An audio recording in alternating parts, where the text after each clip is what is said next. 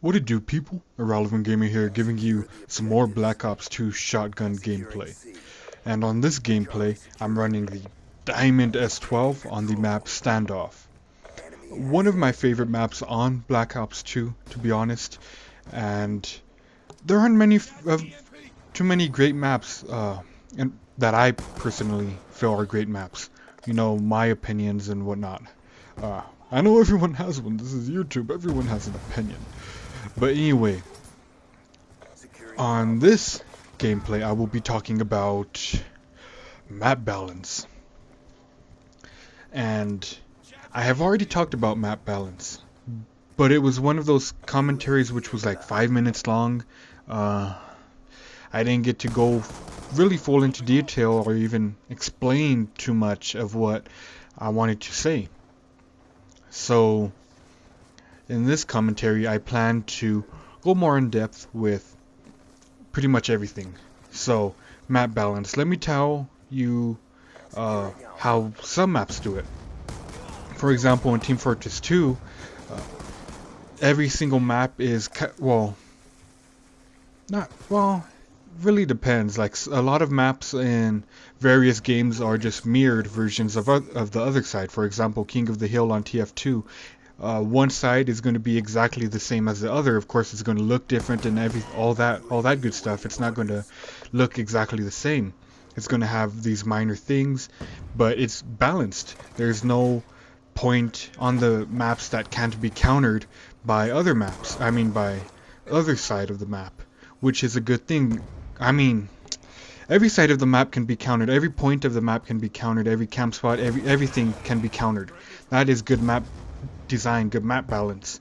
In Call of Duty, a reoccurring event is where one person will be able to head glitch over, a certain point, and there is no way to, defeat that point besides going around and flanking them or having,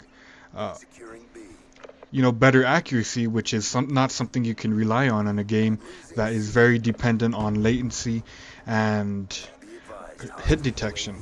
So you can't consistently do that. So the only way, if someone is head glitching, I like to reference the point in Aftermath. The lobby in Aftermath, I should say, next to Bravo. When you're coming from, I'm not sure if it's A or C side, but the side that it's a lot more open. It has the parking lot. There we go. It has that parking center area.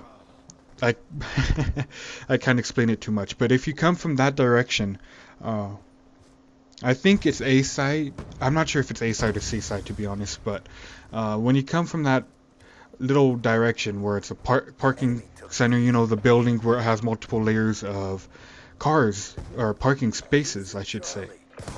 I can't think right now, apparently. But if you come from that side and go into the lobby, then you will notice immediately that there is a head glitch position centered on the other side of the lobby. And there is no way to counter this unless you flank him, of course, which is horrible map balance.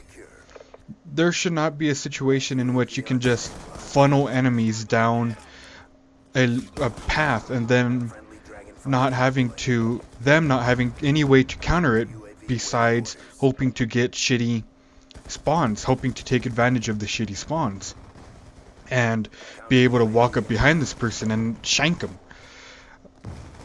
And with UAV and blackbirds and whatnot being so apparent, that is a very difficult thing to do, unless of course they're using ghosts. But if they have a blackbird in the air, I can't remember what is orbital VSAT. If they have an orbital VSAT in the air, then that is irrelevant.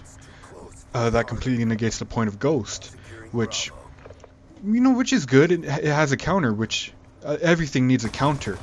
There shouldn't be one perk or one point in a map, one gun, anything like that, which is absolutely dominant in every regard. That should never happen. But there should always be,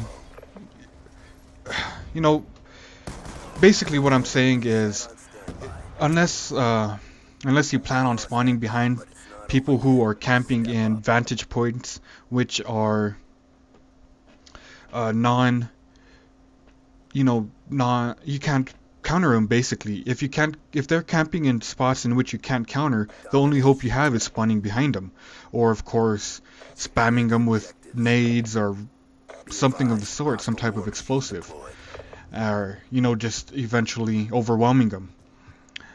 That is really the only case in some situations. I've never ran in a full party in which we basically spawn trapped an enemy team to one point of the map. I guess that's not really spawn trapping them, but that's trapping them in one point of the map. For every head glitch spot in this map, there should be, I mean not in this map, in the game, there should be a head glitch spot to counter. That way, not every spot is absolute. However, the counter head spot glitch shouldn't be a position in which you can just absolutely dominate everyone without being able to be taken down. There should also be a counter to that, maybe an easy flank route or something of the sort. You get the point that there should always be a counter. Of course, in my head I'm just thinking of like continuous head glitch spots to counter everything, and that would just lead to, of course, people camping all game, all night. But what happens with unbalanced maps is flank routes become extremely hard, and it gets harder to run around when people are actually competent with map awareness and map knowledge, and being able to camp and camp effectively and do all this, which camping is good on defense. However, camping as a main strategy, as your main mode of attack, is not good. I don't agree that that's good. If you play other games, PlanetSide 2, you don't have to refer basically to these games that I'm calling out: PlanetSide 2, Team Fortress 2, Counter-Strike. I can't think of any off the top of my head. Just no more games. Tribes of Sand, Blacklight Retribution. There you go. Games like that. Then it's just defense is good in that regard, and you can't in those games when you defend, when you're actually defending. However, and this is something in Battlefield, people say Battlefield is a camp fest, but that's the point of it. They defend, and they defend well, and then the offensive people, they rush in and kill all the campers. That's the point of it in Rush. I don't play Battlefield 3, I don't play Battlefield anymore, but that was the whole deal with it. I didn't think that was a campy game. I thought it was well balanced plan of attack on both teams. And something else in Call of Duty, in this game specifically Black Ops 2, is if you noticed in domination, B is always in a situation in which if there is enemies readily available to take you out, maybe they're defending, for example, which they should. Defending is something that should be happening. You shouldn't discourage people from defending. However, Bravo, a crucial point in winning the match shouldn't be dependent on on whether someone is camping in a window or not, and not being able to counter that, because there's only one way to the window, and that way is secured with bouncing Bettys, claymores, shock charges, whatever. That shouldn't be the case. So, again, that goes back to my previous point in which everything should have a counter, but some people don't like playing domination in this game because it is not balanced whatsoever. It is not balanced for the attackers to be able to get Bravo and not have much resistance, which resistance is fine, but not to the point in which if there is resistance, then you can't do anything about it.